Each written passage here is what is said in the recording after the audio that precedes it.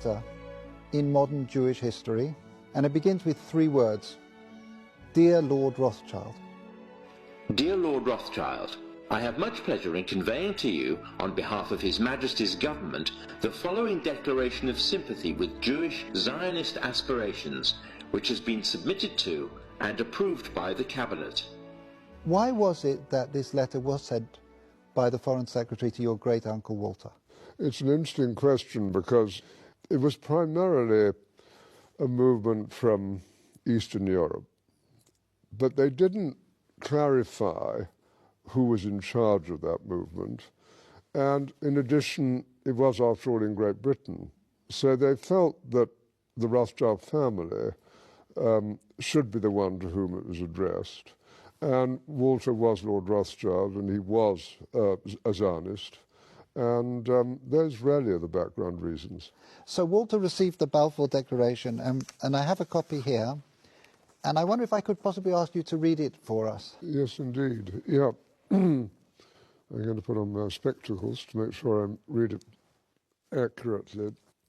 His Majesty's government view with favour the establishment of Palestine as a national home for the Jewish people, and will use their best endeavours to facilitate the achievement of this object, it being clearly understood that nothing shall be done which may prejudice the civil and religious rights of existing non-Jewish communities in Palestine, or the rights and political status enjoyed by Jews in any other country. I should be grateful if you would bring this declaration to the knowledge of the Zionist Federation. Yours, Arthur Balfour. And here it is, the Balfour Declaration. What do you feel when you see it here? I genuinely feel it's one of the most extraordinary moments in the history of the Jewish people. If you think it took 3,000 years to get to this, and then you say, how did this miracle happen? It's the most incredible piece of opportunism. I mean, if you think you had an impoverished would-be scientist, Chaim Weizmann, who somehow gets to England, meets a few people, including members of my family, seduces them. He has such great charm and conviction.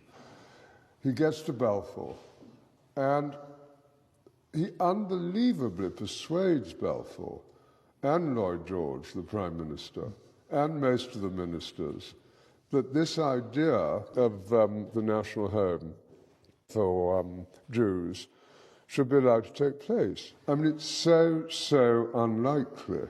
And then he's, starts to fight a difficult battle with the British cabinet, and this letter goes through 5 drafts, as you know.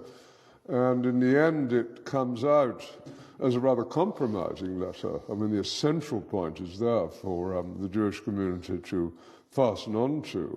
You have the first bit, which promises a national home rather than the national home, and then you have the bit that nothing that's to be done should in any way harm the Arab community. But you come back to the big point, which is that this is perhaps the greatest event in Jewish life for thousands of years. And it's a miracle.